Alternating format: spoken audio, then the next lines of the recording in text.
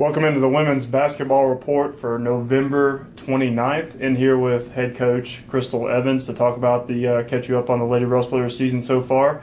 Coach, 2 games this past week, and you know what? Overall, two pretty good results. The Lady Railsplitters still undefeated on the season.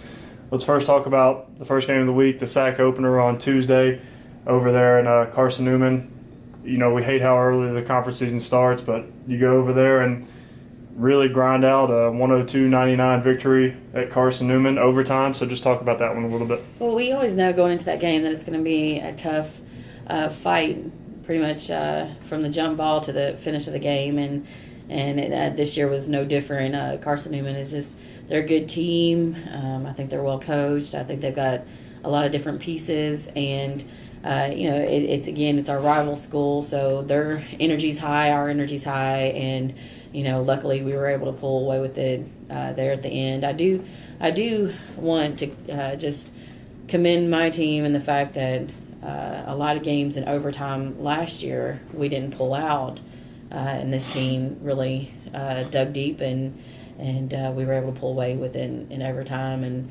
I believe our leadership's there where we were in places that we were lacking last year. Yeah, and what you talked about, you guys race out. Everything's going just great for you in the first quarter. You get up by 16 points, and then Carson-Newman's going to make a run. They do make a run and eventually lead by 5. But like you said, the girls hung in there and ended up pulling out a victory. Obviously, the big story of the game, though, is Josie Harding goes in there and gets 27 rebounds, a sack and program record. Sack record stood for 16 years, the program record stood for 20 years. So just talk about her tremendous effort in that game. Well, again, I'm very proud of Josie, and again, she does so much for this team, and I'm thankful that she was able to get the sack player of the week, and she's starting to get some recognition. But she was a monster on the boards that night, and she had 27 rebounds, and again, that's more than any players had thus far across the nation, and that's obviously just an awesome performance by her. But what I told her after the game is we needed every single one of those rebounds. And they were crucial, and everyone was important, and I'm glad that she was in there battling. She was in there the one in there being physical and battling and pulling them out. Well, and obviously you end up out rebounding them 50-34, and she gets more than half of the rebounds and plays 40 minutes. So a tremendous effort by her. And then also another outstanding effort is Shay Coker goes in there and gets 25 points, a career high, and like you said, needed every single one of those baskets to pull out that victory. Well, Shay, just here, I think this season she's found her confidence. I think Shay came out and had a great freshman year, and then her sophomore year, I think she put too much pressure on herself. It was kind of trying to be better than what she was her freshman year, and sometimes you go through that sophomore slump, but Shay works her butt off all the time. She's always in here getting up extra shots, and so she's definitely got confidence. And two, a lot of people see Shay Coker as a great outside shooter, but Shay can do more. Shay can attack the basket. She gets to the free throw line. She can score in a variety of different ways, and we're very fortunate to have her. And she had a great performance at Carson-Newman, and again, we needed all 25 points. Well, and then let's talk about the game this past weekend. Saturday, you come back home and host Lees-McRae, and end up coming away with a 63-50 win. A game you never trailed in. So just talk about that one. Well, I'm glad again that we were able to pull out the victory. However, I wasn't too happy with our performance. I just felt like, I let the girls go home on Wednesday for the break, and they had Wednesday and Thursday to spend with their families, and then we had practice late Friday night. And, anytime that we're in a situation where I can do that, I want to do that just because I feel like, you need to have that break, you need to have that balance and spend some time with your family and kind of step away from basketball for a day or two. But we definitely came out with some cobwebs on Saturday, and our shots weren't falling like they have been here in the previous weeks, and I just felt like we came out real sluggish, and it took us a little while to get kind of jump started. We were very fortunate to keep the lead the entire game, but I just felt like Lees-McRae was playing harder than us in a lot of different areas and beating us to a lot of 50-50 balls. And the one thing too is we really try to push the basketball. We really try to run the floor, and at times we were running to their speed and not our speed, and that's something that we've definitely corrected, and hopefully you'll see a difference facing LR. Well, and then one of the things, though, that I saw Al, yesterday or a couple of days ago, and we talked about it, and it's kind of nice, though. I mean, obviously, it was a game that you didn't play up to your potential, didn't play anywhere near it, really.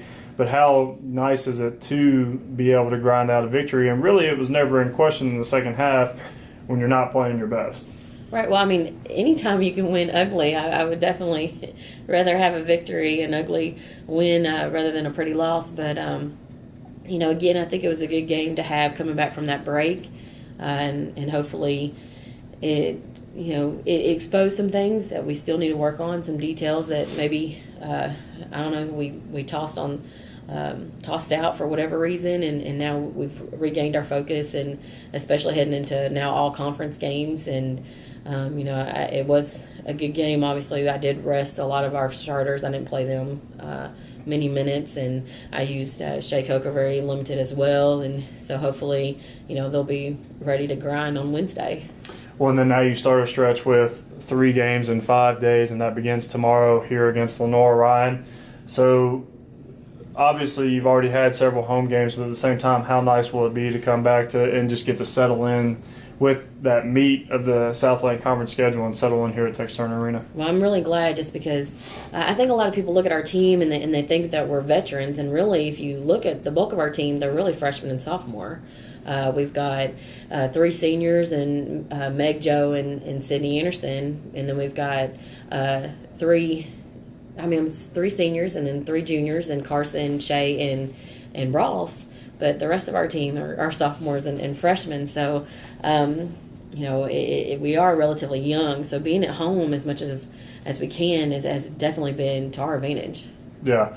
Well, and then now you start that. It all starts on Wednesday, like we said, against Lenoir-Rhyne, a team who right now is coming off of a really difficult – they went down to Puerto Rico, so maybe they'll be a little road weary from going down there for Thanksgiving. So what do you know about Lenoir-Rhyne and the team that they're bringing in here? Well, Lenoir-Rhyne has got – they're very post-oriented, and they've got – and I think Katie's done a great job bringing in some very talented post players. And it's like there are 3 post players that they're playing at the same time are kind of a carbon copy of the same person.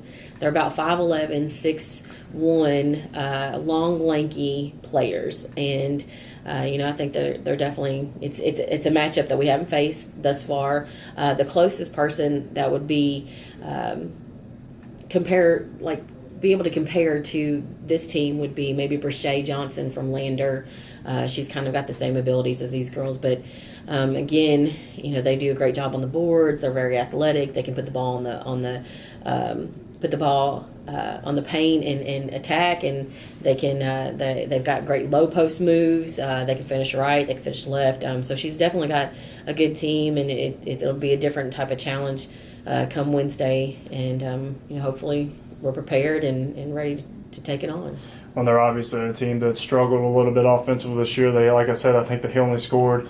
Let me pull this back. 39 points in that second game against Lubbock Christian, and they're only shooting 36%. Do you see some kind of advantage for you guys, going in there where they've struggled offensively, and you guys have been pretty good defensively and offensively this year? Well, hopefully, it'll be to our advantage. The one thing I will tell you about them, though, is not only they are having a hard time scoring, but they're holding teams to very small amounts. They held Wingate to a low-scoring game. They held Lubbock Christian to a low-scoring game.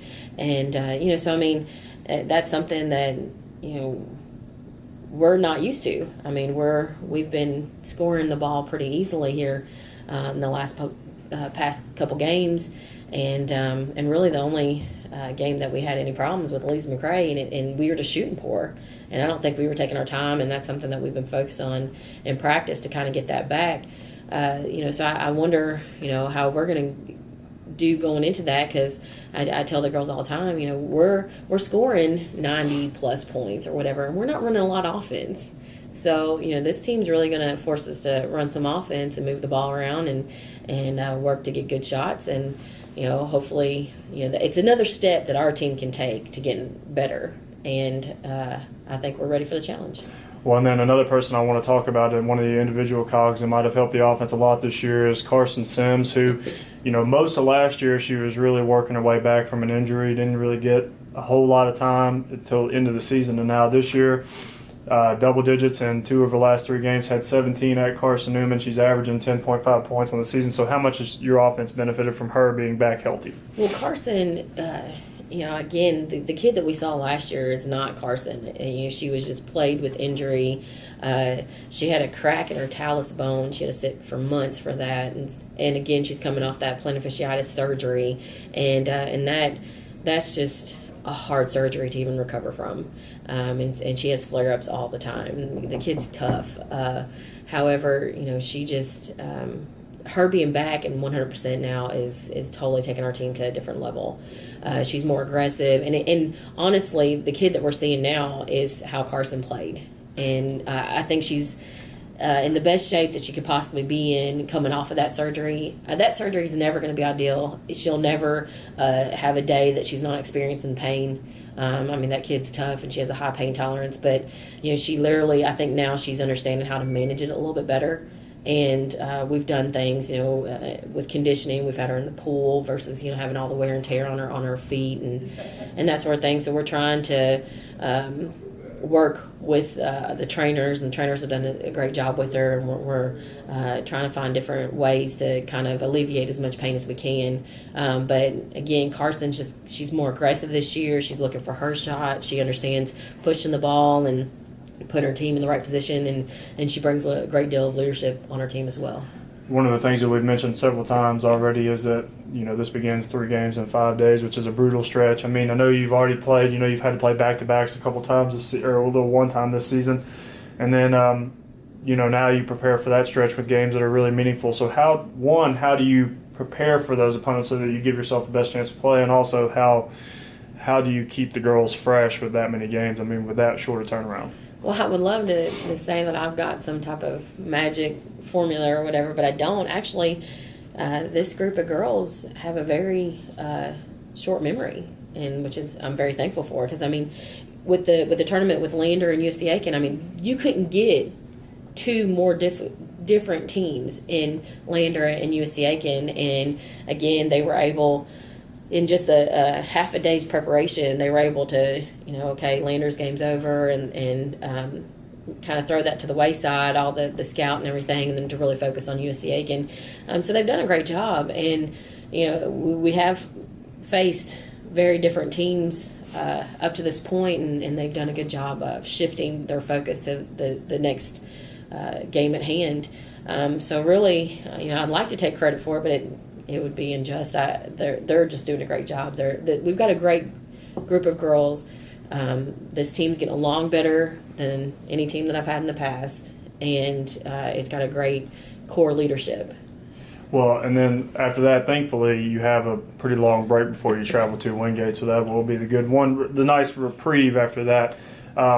Coach, we're about a quarter of the way through the regular season right now, and what I like to do is just kind of obviously, you've won every game on your schedule so far, but I want you to kind of just overall assess your team's performance through the first 6 games of the season.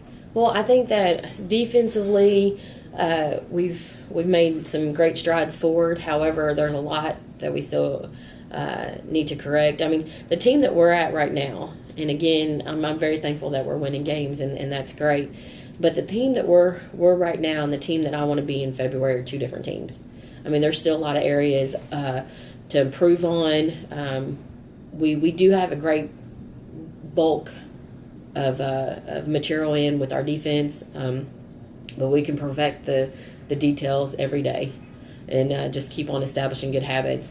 And then also on offense, we aren't running any offense, and so there's a great deal to correct there and move forward. And again, I think the girls are doing a great job hitting their first shots and that sort of thing, and we're doing a great job getting them in shooting drills and making things work. But again, the team that we are now, which is good, and the energy's there and the leadership's there, but the team we are now and the team we are in February, I'm hoping it's a very detail oriented and better team.